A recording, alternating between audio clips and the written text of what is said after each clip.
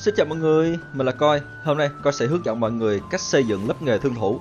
Coi sẽ nói về chỉ số nè, rồi thẻ long tinh, trang bị, Bunuri và kỹ năng. Rồi, chúng ta cùng bắt đầu ha. Trước tiên chúng ta sẽ nói về phần chỉ số.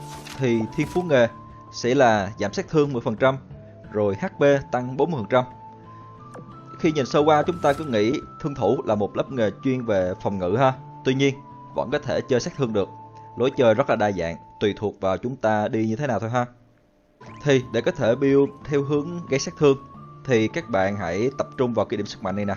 Đó, điểm sức mạnh này nó sẽ tăng cái sát thương chí mạng và tăng tấn công vật lý ha. Rồi ngoài ra các bạn tăng thêm cái lượng chí mạng, ví dụ như tăng tỷ lệ chí mạng nè, tăng bộ số chí mạng. Nó cũng góp phần giúp cho thương thủ cạnh tranh đam với các lớp nghề như là cung thủ nè hay là pháp sư. Đó, không hề thua kém ha. Và để có thể build chuẩn được cái chỉ số này nè, tăng tỷ lệ chí mạng, rồi tăng bộ số chí mạng, cũng như là khắc chế với vật. Cái khắc chế với vật này nè, nó giúp cho các bạn đua top boss thế giới rất là ok ha. Đấy, rồi cái này khắc chế tất cả các nghề nè, kháng tất cả các nghề. Cái này là dành riêng cho BB ha. Rồi, để Coi có thể giải thích cho mọi người cái công thức chủ đạo để chúng ta build ha. Đây, cái phần chí mạng thì cái tăng tỷ lệ chí mạng này nè, các bạn cố gắng đạt tối thiểu là 30%.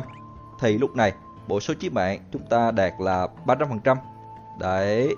Rồi qua bên này, nếu các bạn đua top boss ha thì hãy build khắc chế với vật lên 60%. Đó. Rồi ví dụ các bạn đã đạt được cái tỷ lệ chí mạng này lên 50% rồi thì cái bộ số cũng phải 500%. Và lúc này khắc chế với vật lên 100%. Đấy. Còn nếu chúng ta không có đua top boss ha, không đua top boss, không build khắc chế với vật thì các bạn nhảy qua build cái này, build BB. Thì lúc này ví dụ tỷ lệ chí mạng chúng ta là 50% thì BB khắc chế nghề cũng 50, rồi kháng nghề cũng 50. Đó, vậy là ok ha. Những cái dòng này nè thì nó ở bên cái long tinh á, những cái thẻ long tinh UR. Lát nữa Coi sẽ nói sao ha. Rồi chúng ta tiếp tục đến cái chỉ số này nè, chỉ số sức mạnh. Thì để có thật nhiều sức mạnh, nó sẽ đến từ trang bị nè. Đó, các bạn lấy dòng sức mạnh nè, rồi toàn bộ thực chất và tinh thần chuyển hóa sức mạnh. Chúng ta sẽ chuyển hết cái lượng điểm tinh thần này nè qua cái sức mạnh cho nó làm chủ đạo. Đấy, đó, đồ nào cũng vậy ha. Đó, trang bị nào cũng vậy cả. Ok. Còn về set đỏ 55 thì đây, chúng ta bỏ cái món đầu tiên đi ha, bỏ món đầu tiên. Rồi, 5 món tiếp theo chúng ta sẽ build ha. Đó, cố gắng lấy 5 món này. Ít nhất luôn nha mọi người, tối thiểu phải cố gắng được set 55. Đó. Còn về cái vũ khí á, hai món vũ khí này nè, đối với các bạn nào vào top thì không nói ha. Còn mà kệ cháy ít nạp không có top thì thôi, không sao cả. Các bạn dùng đồ vàng không sao hết ha. Ok. Còn về phần mài vũ khí thì đây, nó cũng như các lớp nghề khác thôi. Đây, cái này là dùng để PvE ha, mây núi nè. Rồi, khi chúng ta đi BB thì chúng ta đổi qua cái này. Đó, đổi qua Titan. Đấy. Rồi, PvE thì đổi ngược lại. Đó, ok ha. Rồi, bây giờ chúng ta sẽ đến phần long tinh. Coi sẽ tư vấn cho mọi người cách build long tinh của cả thương thủ lẫn cung thủ luôn nha. Hai lớp nghề này sẽ sử dụng chung một bản. Rồi, chúng ta cùng bắt đầu. Bước đầu tiên trong quá trình build long tinh thì chúng ta sẽ đi từ SR đến trước. Rồi, Coi đã build sẵn luôn nè. Mọi người có thể nhìn vào để tham khảo ha. Đây là kho đầu tiên. Kho tiếp theo. Kho thứ 3. Đây, kho thứ 4. Kho thứ 5. Và kho mới nhất mở ở cấp 60. Đây. Rồi, đặt vấn đề ở đây, khi các bạn đã đặt đủ các thẻ long tinh vào như vậy rồi ha, và những thẻ này toàn bộ đều cộng 12 hết. Lưu ý cho Coi nha, đều cộng 12 hết. Giờ chúng ta mới bắt đầu thay thế những thẻ không phù hợp. Đó, rồi, giờ Coi sẽ tìm những thẻ không phù hợp ha. Đây, ví dụ cái này. Đó, cái thẻ này nó cộng tinh thần nè. Tuy là có ATK nhưng mà nó cộng tinh thần, nó chưa tối ưu. Chúng ta sẽ thay bằng thẻ SRES. Đó, và thẻ tốt nhất hiện tại là thẻ này, pha lê mạch kim long.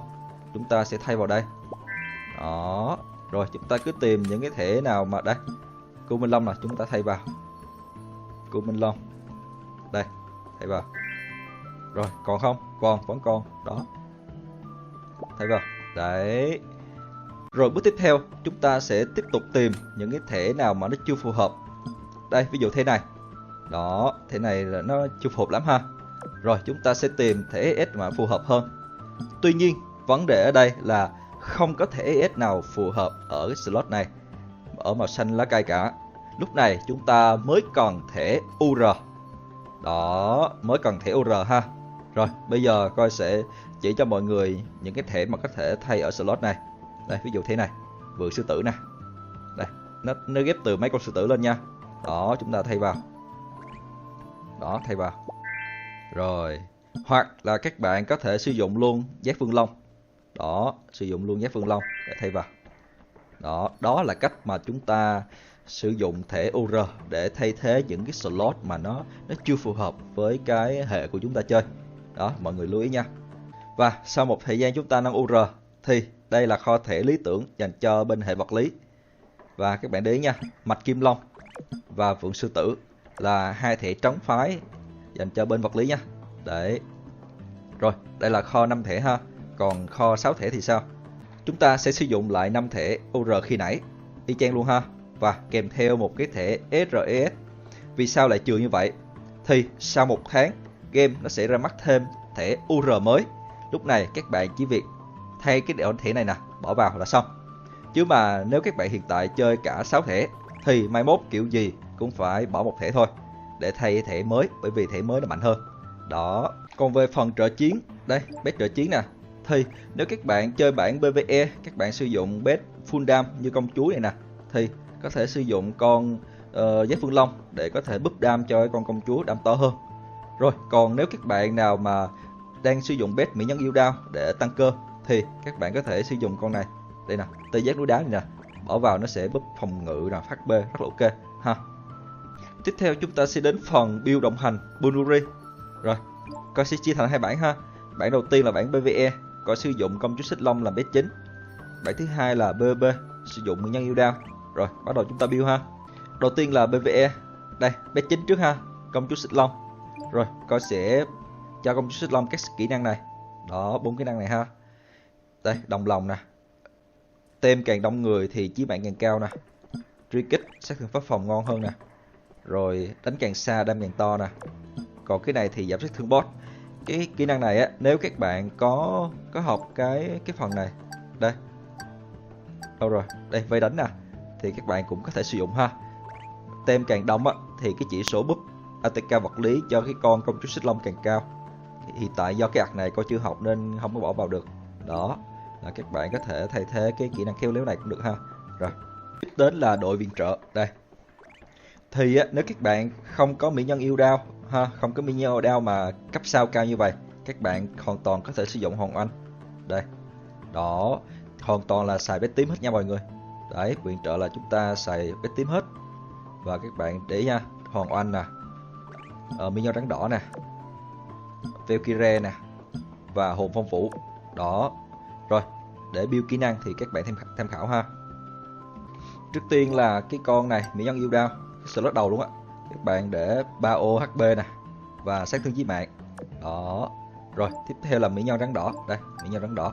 Các bạn để ATK vật lý vào ha và ổ chí mạng.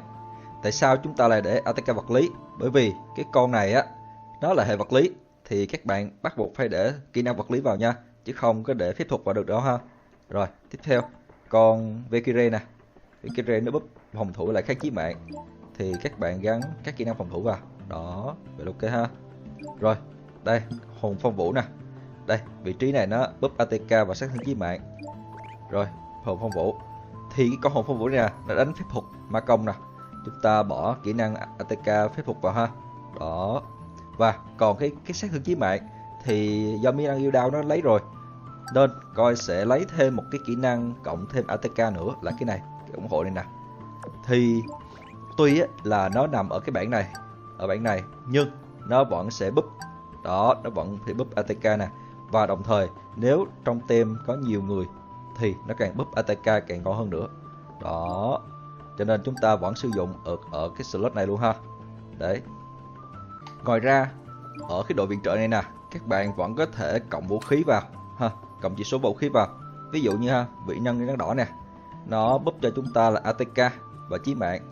Thì nếu các bạn dư bụi, các bạn nâng cái ô ATK này nè nó vẫn búp lên, nó vẫn cộng lên nha. Đó, rất là ok.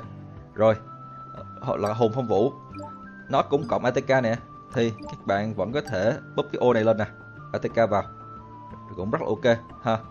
Còn mà dư nữa thì mới nâng cái này. Nâng cái này thì nó tăng hơi ít ha, nó tăng hơi ít dành cho các bạn nào mà quá dư bụi thôi ha. Rồi ví dụ như Valkyrie nó tăng phòng thủ thì các bạn nâng cái ô phòng thủ này nó cũng lên nữa ha. Đấy, các bạn cứ cân nhắc cân đo cái vần bụi á, nếu mà nhiều thì mới nâng ha. Cuối cùng là chúng ta quay lại cái độ xuất chiến. Hai cái bét xuất chiến còn lại á thì chúng ta build như thế nào?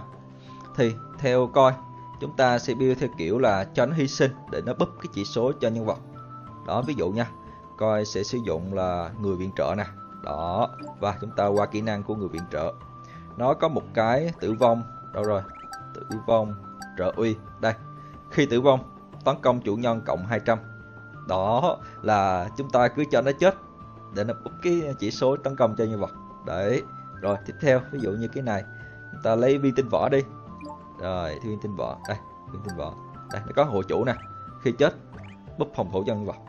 Đấy, đó là cách chơi mà khi chúng ta để 3 bet ha. Rồi. Tiếp đến là bảng PvP. Đây, thì chúng ta đảo ngược bet lại. Mỹ nhân yêu đao ở trên này để xuất chiến, còn ở dưới này chúng ta để cho công chúa xích long. Đó, ngược lại ha. Đó, rồi, chúng ta qua phần kỹ năng ha. Ở phần kỹ năng á, cái đội chi viện này nè, nó làm y chang bên PvE luôn nha. Còn PvP thì chúng ta để ý cái phần mỹ nhân yêu đao nè. Đây, có sử dụng các kỹ năng này. Chủ yếu á, những kỹ năng này giúp cho mỹ nhân yêu đao trụ lâu hơn trong trận chiến, để chúng ta PvP nó ok hơn ha.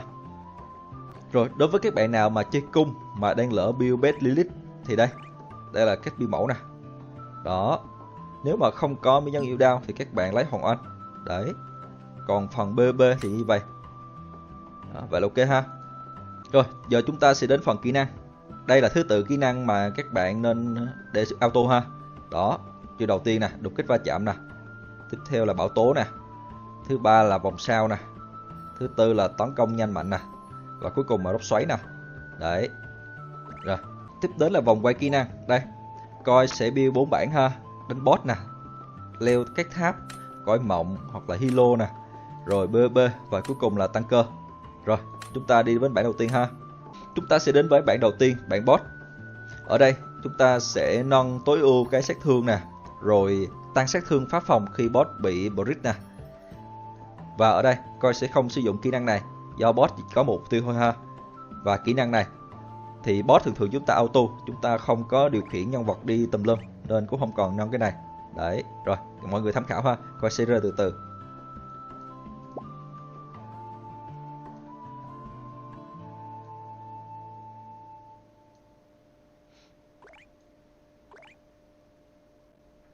Đó, vậy là ok nha. Rồi chúng ta đến với bản tiếp theo, bản Bridge. Bản này chúng ta sẽ dùng để đi solo các ải tháp quái mộng nè, đấu trường thành ngầm nè, hoặc là hilo. Thì các bạn cần phải build cái vận tốc phá phòng để phá phòng boss nhanh, chứ không là rất là khó đánh ha.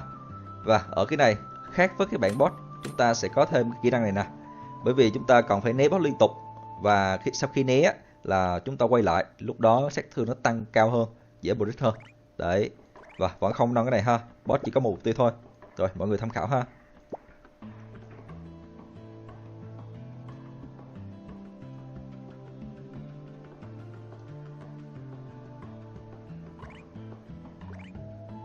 Đó, tiếp đến là bản PvP. Ở bản này coi có một số lưu ý cho mọi người ha. Đây, về kỹ năng này chúng ta nâng mắt nè, bởi vì ở PvP đối thủ sẽ chạy liên tục luôn, và chúng ta lợi dụng cái đó để tiếp cận từ xa. Đó, lúc này sát thương sẽ tăng cao, rất là ok ha. Rồi tiếp theo là ở dưới này. Đây, chúng ta nâng những cái kỹ năng mà gây khó chịu cho đối thủ. Ví dụ như cái này ha, nó giảm trị thương nè. Và cái này nó tăng cái thời gian cooldown chiêu của đối thủ.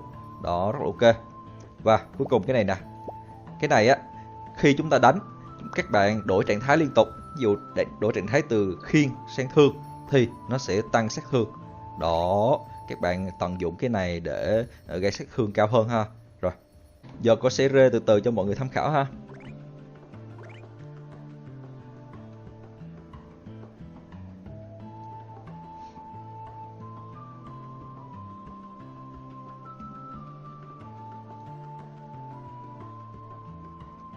Rồi, ok.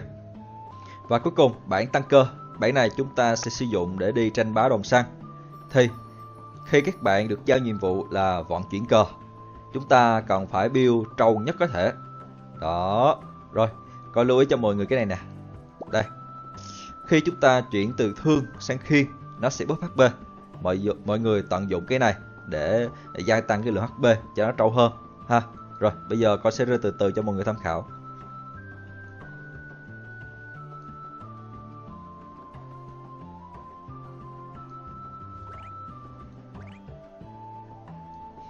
Đó, vậy là ok nha. Ok, clip của con đến đây là kết thúc. Nếu mọi người cảm thấy clip hay và bổ ích thì ấn like và đăng ký kênh để ủng hộ con nha. Còn bây giờ, xin chào tạm biệt và hẹn gặp lại. Bye bye cả nhà.